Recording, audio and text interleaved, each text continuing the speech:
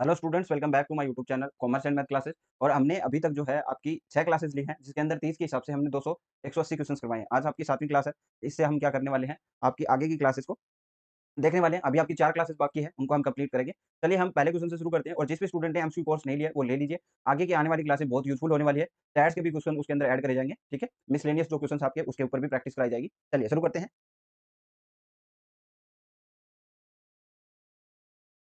देखिए question number 121 क्या बोलता है कि साधारण ब्याज की किसी दर पर 10 वर्ष में दुगनी हो जाती है।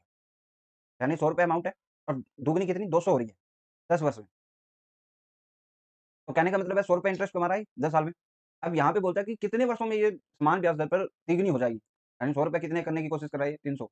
यानी हम ब्याज कितना कमाएँगे 200। अब आपको पता है 10 साल में इसने ₹100 ब्याज कमाए, तो 20 ₹200 कितने में कमाएगा 20 साल में। तो यहाँ पे आपका राइट आंसर क्या हो जाएगा, सेकंड आंसर। आगे देखिए। चलिए, बढ़ती और कमी वाला क्वेश्चन। आयत की लंबाई में आपकी कितनी 8% और चौड़ाई में कितनी 5% आपकी बढ़ती है। तो आपको वो फ़ॉर्मूला लगा सकते हो जो आप लगाते हो, कौन-सा? x plus Y plus X Y बटे 100। तो इसको लगाओगे तो देखो, पहले x की बदला 8 प्लस 5 प्लस 8 गुना 5 बटे 100। तो 8 और 5 कितना हो गया 13, और 8 5 40 बटे 100 है, तो ये 4 आ जाएगा। तो 13.4% की रेट। यहाँ तक कोई दिक्कत है क्या? वर्दी पूछी हमें, यहाँ तक किसी को कोई दिक्कत? मेरे हिसाब से नहीं होनी चाहिए। आगे बढ़ें। चलिए, वैसे वैसे भी कर सकते हो। इनको क्या मानना पड़ेगा? 100 आपकी लंबाई है, 100 आपकी क्या है चौड़ाई। अब इनको बढ़ा दो, 108 8% बढ़ा दो, 105 बढ़ा दो। तो यहाँ से अगर आप देखोगे, अगर यहाँ से मैं देखूँ, तो आप बोलोगे 100 से मल्टीप्लाई करता तो 108000 आ जाता। ठीक है? ठीक है? अब 108 को अगर हम 5 टाइम्स कर रहे हैं, तो ये कितना आएगा? 440। तो उसी हिसाब से आपका ये कैलकुलेशन हो जाएगा। ठीक है? आगे बढ़ें। कर सकते हो आप, कोई दिक्कत वाली बात नहीं। अंडर रूट 1 प्लस एक्स बटे 144 बराबर दे रखा है हमें 13 बटे 12। सिंपल सी बात है। 144 एलसीएम लेता हूँ, तो ये क्या आएगा? 144 प्लस एक्स आएगा। ठीक है? रूट लगा हुआ है 13 बटे 12। अब देखो, रूट हटाने के लिए हम क्या करेंगे? इधर वाली संख्या को स्क्वायर कर देंगे। तो 144 प्लस एक्स बटे 144 बराबर क्या आ गया आपका? 13 बटे सॉरी 169 बटे 144। तो ये तो कट जाएगा 144 144। अब यहाँ पे देखो, एक्स की वैल्यू निकालनी है। एक्स बराबर क्या हो जाएगा? 169 144 इधर माइनस में। तो ये कितना हो जाएगा? 5 और ये 2, 25 आपका राइट आंसर। 25 आपका क्या हो जाएगा? राइट आंसर हो जाएगा। आगे बढ़ें। तो यहाँ पे उपयुक्त में से कोई भी आंसर नहीं होगा। चलिए, आगे देखिए। 129 216 68 169, इसका तो 13 होता है। ठीक है? 13 के अंदर 68 जोड़ेंगे तो हमारे पास कितना आ जाएगा? 81 आ जाएगा। 81 का 9 होता है। तो 216 में 9 जोड़ेंगे तो कितना हो जाएगा? 225। 225 का मतलब कितना? 15, और 15 अगर 129 में जोड़ेंगे तो ये कितना हो जाएगा? तिल 1 4 144, यानी 12 आपका राइट आंसर। तो ये तो कुछ नहीं है, जोड़ के आपको क्या है, वर्गमूल ही निकालना है। आगे देखें। एक विद्यार्थी ने किसी संख्या को 8/7 से गुणा करके करने के स्थान पर 7/8 से कर दिया, तो त्रुटि प्रतिशत क्या है? ऐसी संख्या ले लो जो 8 और 7 से कटती हो, तो वो मैंने 56 ले ली। मान लीजिए कि आप एक्चुअल एक्चुअल में जो कैलकुलेशन कर रहे थे, वो 56 इंटू 8/7 कर रहे थे, इसको हाथ से काटा तो 8, 8 8 64 आ गया। यानी आपका ओरिजिनल आंसर आना चाहिए 64, जबकि आपका आंसर क्या है? 56 को आपने क्या कर दिया? 7/8 से कर दिया। तो यहाँ से काटा तो ये कितना आया? 7 7 7 19। यानी आपका डुप्लीकेट जो आपका एरर आया वो कितना है? 49%। अब ये पूछ रहा है कि त्रुटि प्रतिशत क्या है? अगर हम त्रुटि प्रतिशत जाने, तो आप बोलोगे कि 49 और 64 में कितना फ़र्क है? 64 माइनस 49, 15 का फ़र्क है। यानी ये 15 की गलती हुई है, और किस वैल्यू पे? 64 वैल्यू पे इंटू 100। 4 से काटेंगे तो ये 25, 4 से काटेंगे तो ये 16। ठीक है? 15 इंटू 25 करेंगे तो 25 5 125 12, 25 एकम 25 37, 375 बटे 16। 16 दूनी 32 होता है। 16 दूनी 32, आपका बच गया 5 55, 16 तिया 48। ठीक है? तो ये 23 पॉइंट समथिंग आएगा, जो कि आपके सिर्फ ए ऑप्शन ए में दिख रहा है। नेक्स्ट देखिए। दूध और पानी के मिश्रण का परिमाण जो है, 60 लीटर है। चलिए 60 लीटर है। इसमें 10% पानी है, यानी आपका 6 लीटर क्या है? पानी है, पानी। ठीक है? और आपका क्या है? बाकी 90 लीटर क्या है आपका? सॉरी 54 लीटर क्या है? दूध है। 54 लीटर क्या है? दूध। अब ये बोलता है कि इसमें कितना पानी और मिलाया जाए ताकि पानी का परसेंटेज क्या हो जाए? 25%। अगर मैं पानी को 25% बता रहा हूँ, तो आप बोलोगे हम पानी मिला रहे हैं। दूध जो 54 है, ये तो इसकी वैल्यू कितनी हो जाएगी? 75%। यानी हमारा दूध तो 75% बचेगा ना 25% करने के बाद। तो मैंने माना कि 54 जो है आपका, वो 75% हो गया, और हमें किसकी वैल्यू निकालनी है?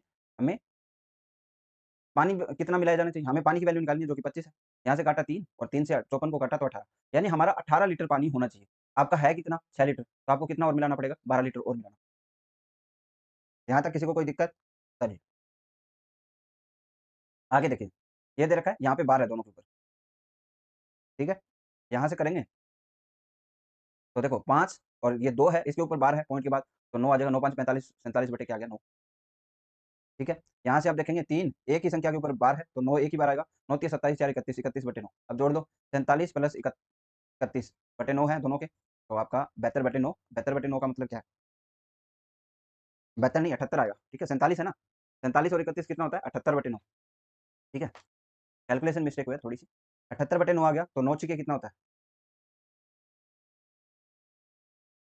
अच्छा, यहाँ पे प्लस का साइन है ना, सॉरी यहाँ पे देखिए डिवाइड का साइन है, डिवाइड का साइन है, तो डिवाइड का साइन है, तो यहाँ पे देखो एक बार दोबारा से देखो क्या होगा, डिवाइड का साइन है। आपका क्या दे रखा है? 5.2 के ऊपर बार है, 3.4 के ऊपर बार है, तो देखो 5 का तो 5 आ गया, 2 के एक के ऊपर बार है ना, कोई आगे संख्या, तो ये क्या आ जाएगा 2 बटे 9, 9 5 45, 2 47 बटे 9 आ गया। ठीक है, डिवाइड क्या हो जाएगा, ये यहाँ से आप देखोगे 3 सही आएगा, 4 के नीचे 4 के नीचे 9 आ जाएगा, 9 3 27 4 31, 31 बटे 9। अब देखो ये क्या हो जाएगा, आपका उलट हो जाएगा, क्योंकि हमने क्या कर रखा है, डिवाइड कर रखा है और उसको गुणा में बदलेंगे, तो 47 बटे 9 इंटू दूसरी संख्या क्या आ जाएगी उल्टी, यहाँ से 9 से 9 कटा, तो ये क्या आ गया 47 बटे 31। ठीक है, ये आपका राइट आंसर है। ठीक है, यहाँ पे डिवाइड करना है। चलिए आगे देखिए, एक ऐसी संख्या जिसका वर्ग 975 है तथा 200 585 के वर्गों के अंतर के बराबर है।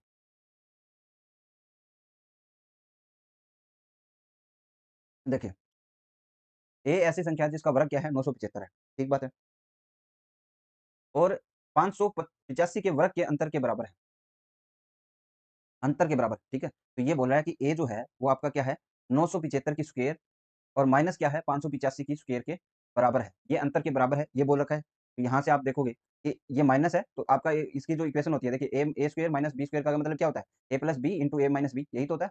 एक बार तो जोड़ेंगे, तो ए बराबर क्या हो जाएगा 975 प्लस 1585 585, और गुणा क्या हो जाएगा आपका 975 माइनस 585।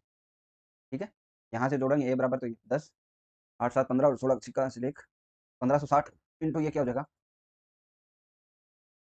ये कितना हो जाएगा भाई 975, 975 में से 585 जीरो, 17 में से 9 8 में से, ठीक है, तो कितना आएगा 390, मल्टीप्लाई किससे हो जाएगा 390 से हो जाएगा। यहाँ से हम देखेंगे तो ये 780 इंटू 2 है, और ये 390 से मल्टीप्लाई यानी 700 इंटू 80 इंटू 700, ये आपका राइट आंसर है। यहाँ पे क्या राइट आंसर होगा? नेक्स्ट देखिए, एक जिले में 10,24,000 निवासी है, यदि जनसंख्या 2.5% प्रति वर्ष की दर से बढ़ती है, तो 3 वर्षों के अंत में निवासियों की संख्या क्या है? देखिए 2.5 वर्ष के हिसाब से बढ़ रही है, 2.5 वर्ष कितना होता है 2.5, परसेंटेज को 2.5 100 लगाए नीचे। अब देखो एक जीरो और लगा देते हैं पॉइंट हटाने के लिए, 10 से मल्टीप्लाई कर दिया, 25 को 1 से काटा 4, 1/40, ये आपका क्या आ गया प्रति वर्ष दर रेट। देखिए 41 है, तो यानी आपका 40 तो संख्या है, और उसको हर साल कितना बना रहा है 41 बना रहा है, उसको कितना बना रहा है 41 बना रहा है, तो यहाँ से आप 41/40, 40/40 और 41/, 3 ही साल है। ठीक है, ये 3 जीरो से 3 जीरो तो कट जाएगी, ठीक है, यहाँ से 4 से काटेंगे तो 4 दूनी 8, और आपका कितना बचेगा 4 दूनी 8, तो 22, 4 5 20, 256, और यहाँ से काटेंगे तो 4 6 24, 4 चौक 16, 4 से काटेंगे तो 16, 41 का 41 से होता है जो कितना होता है 1681, 41 को 41 से मल्टीप्लाई करेंगे तो 1681 इंटू 41 से करेंगे, 1681, 4 6 चौक 24 को चौक 4 हासिल 2, 4 एकम 4, 8 चौकी 32, 2 तिल 3, 24 और 3 27। ये लमसम जो आपका वैल्यू आएगा वो आप सोल्व करके देखना, 11,02,000 आपका कितना आएगा 700। ठीक है, चलिए नेक्स्ट देखिए, पी से क्यू की यात्रा में 50 किमी घंटे की चाल से करता है, वह अपनी चाल 60% वृद्धि करता है, तो वापस लौटते दोनों यात्राओं की औसत चाल कितनी गति है? देखिए सिंपल सी बात है कि आप क्या है 50 किमी घंटे की चाल से जा रहे थे, ठीक है, साल में वृद्धि कितनी हुई 60%, यानी 50 से चल रहे थे आप और 60% वृद्धि हो गई यानी 160 हो गया, यानी अभी आप कितनी चल रहे हो 80% रफ्तार से। अब हमें औसत गति निकालनी है, तो क्या हो जाएगा 2xy बटे क्या हो जाएगा x प्लस वाई, पुराना सूत्र है सबको पता है, दो गुना कितना हो जाएगा 50 इंटू 80 बटे क्या हो जाएगा 130, 50 प्लस यहाँ से जीरो से जीरो कट जाएगी, 5 दूनी 50 दूनी 100 होता है, 100 इंटू 8 करेंगे तो ये कितना आ जाएगा 800 बटे 13, ठीक है, जिसका मतलब क्या है 61.54 किमी प्रति घंटा। ठीक है, ये थे 10 क्वेश्चन जो आपके मैथ से पूछे जाते हैं। अब हम कंप्यूटर की तरफ चलते हैं। देखिए वर्ड प्रेस में, एमएस वर्ड में मेन्यू बार में उपलब्ध एडिट मेन्यू में चीज़ में जाने के लिए प्रयुक्त शॉर्टकट कुंजी कौन-सी है? कुंजी कौन-सी है? कौन शॉर्टकट की कौन-सी है? वहाँ पे जाने के लिए। तो आप बोलोगे कि यहाँ पे जो है कंट्रोल ई जो है आपका एडिट मेन्यू के ऊपर जाने के लिए ऑप्शन है। कंट्रोल एफ क्या है? फाइल में मेन्यू जाने के लिए, फाइल में मेन्यू के लिए जाने के लिए। आई क्या है? इंसर्ट मेन्यू के लिए जाने के लिए, इंसर्ट मेन्यू के लिए आई। और फॉर्मेट मेन्यू में जाने के लिए कंट्रोल है। बस ये ध्यान रखना कि एल्ट प्लस जो ओ है वो आपका क्या है?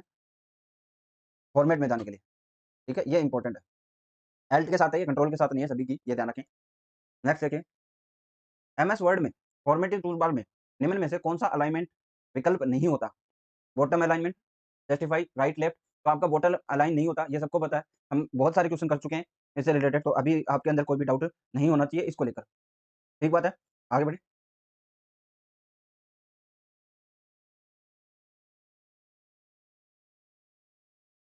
आगे देखिए, माइक्रोसॉफ्ट वर्ड में बनी फाइल का एक्सटेंशन क्या होता है? तो ये डॉक्स होता है। एमएस वर्ड में कौन-सा स्प्रेडशीट प्रोग्राम है? स्प्रेडशीट की बात करोगे तो आपको पता है कि एक्सेल होता है, एमएस एक्सेल, स्प्रेडशीट जिसको बोलते हैं। एमएस एक्सेल की एक शीट में कितने कॉलम होते हैं? तो ये भी आपको सबको पता है कि जो एक्सेल की शीट है उसमें 256 कॉलम और आपके कितने 65,536 पंक्तियाँ होती हैं। ऑप्शन के अकॉर्डिंग आपको सारी चीज़ें देखनी है। फॉर्मेटिंग टूल बार में न्यूनतम फ़ॉन्ट साइज़ कितना होता है? फॉर्मेटिंग टूल बार में न्यूनतम फ़ॉन्ट साइज़ जो है वो आपका कितना होता है? 8 से लेकर आपका 68 होता है। चलिए नेक्स्ट देखिए। निम्नलिखित में से एक्सेल में डेटा का प्रकार क्या है? अगर हम डेटा के प्रकार की बात करें, तो ये हमारा किस प्रकार का डेटा रहता है? आपका न्यूमेरिक रहता है, फ़ॉर्मूला रहता है, डेट रहता है, उपयुक्त सभी प्रकार का होता है। कंप्यूटर में लॉजिक बनाने के लिए प्रयुक्त लॉजिकल ऑपरेटर नहीं है। कौन-सा जो है, इसमें लॉजिकल ऑपरेटर नहीं है? तो आपका ये वाला जो है लॉजिकल ऑपरेटर नहीं है, ये बाकी बराबर है, ठीक है? ग्रेटर, लेसर देन ये सब जो है आपके क्या होते हैं? लॉजिकल ऑपरेटर होते हैं। पावर पॉइंट में सभी स्लाइड्स के शीर्षक में समान फ़ॉन्ट, आकार और रंग प्रयोग करने के लिए कौन-सा विकल्प काम में लिया जाएगा? कौन-सा विकल्प काम में लिया जाएगा? तो वो होगा आपका स्लाइड मास्टर, ठीक है? उससे हम स्लाइड मास्टर से अरेंज कर सकते हैं सबको। चलिए, पावर पॉइंट में किसी प्रेजेंटेशन में नई स्लाइड जोड़ने के लिए शॉर्टकट कीज़ क्या है? कंट्रोल हब सबको याद है मेरे हिसाब से, फेवरेट क्वेश्चन है। किसी वेब पेज के विशिष्ट पते को हम क्या कहते हैं? उसको हम यूआरएल कहते हैं। जो यूनिफ़ॉर्म आपका रिसोर्स लोकेटर है, यूआरएल कहलाता है, ठीक है? किसी वेबसाइट को एक्सेस करने पर सबसे पहले जो पेज दिखाई देता है उसको क्या कहते हैं? होम पेज कहते हैं। हमारी जो वेबसाइट है उसका जो मुख्य पेज होता है वो क्या कहलाता है? होम पेज कहलाता है। आगे बढ़िए। डक डक गो जो है वो क्या है? वेब ब्राउज़र है, कंप्यूटर गेम है या फिर किस प्रकार का जो है? ये आपका जो है क्या है? सर्च इंजन है। क्या है? सर्च इंजन है। डक डक एमएस एक्सेल में एक्टिव सेल को का कंटेंट कहाँ दिखाई देता है? एक्सेल का जो एक्टिव कंटेंट है उसका सेल कहाँ पे दिखाई देता है? उसका कंटेंट कहाँ पे दिखाई देता है? ये फ़ॉर्मूला बार के अंदर दिखाई देता है। एमएस वर्ड में चेंज केस मेनू में कौन-सा विकल्प उपलब्ध होता है? चेंज केस मेनू में कौन-सा विकल्प उपलब्ध होता है? तो ये होता है आपका सभी toggle case, title case, sentence case ये सभी इसमें शामिल होते हैं। एमएस वर्ड में टेक्स्ट को शॉर्टकट कुंजी है, सुपरस्क्रिप्ट करने के लिए प्रयुक्त है। कौन-सी पूँजी जो है सुपरस्क्रिप्ट, ठीक है? ऊपर वाली जो स्क्वेयर लगती है उसको हम कैसे कर सकते हैं? तो वो होगा आपका एल्ट कंट्रोल शिफ्ट प्लस के साथ, ठीक है? आप क्या कर सकते हो? सुपरस्क्रिप्ट करने के लिए प्रयुक्त कर सकते हो। एमएस वर्ड में किसी चित्र या डायग्राम के चारों तरफ टेक्स्ट लिखने के लिए कौन-सी कमांड का प्रयोग किया जाता है? वो कमांड है आपकी टेक्स्ट रैप। टेक्स्ट रैप कर सकते हो आप। आईपी6 एड्रेस का आकार होता है, ये इंपॉर्टेंट क्वेश्चन है। ये क्या है? इंपॉर्टेंट क्वेश्चन है। तो वो है आपका 128 बिट आईपी6, ठीक है? 4 हेक्साडेसिमल अंकों के 8 समूह होते हैं इसमें और वो कौन से अलग होते हैं? सेमीकोलन से। चलिए नेक्स्ट देखिए। पावर पॉइंट स्लाइड में हाइपरलिंक जोड़ा जा सकता है। हाइपरलिंक जोड़ा जा सकता है कैसे? आपका इंसर्ट हाइपरलिंक द्वारा या फिर कंट्रोल प्लस के द्वारा। टेक्स्ट फ़ॉर्मूला जो है वो क्या है? वो है आपका टेक्स्ट को मैनिपुलेट और कनेक्ट कंटेंट करना, ठीक है? ये आपके 110 क्वेश्चन थे, जो आपको बार-बार एग्ज़ाम्स में पूछे गए हैं, ठीक है? इनको आप याद कर लीजिएगा, आपको जो पीडीएफ है वो भी जल्दी मिल जाएगी। आज के लिए बस इतना ही, नेक्स्ट क्लास में मिलते हैं। Thank you.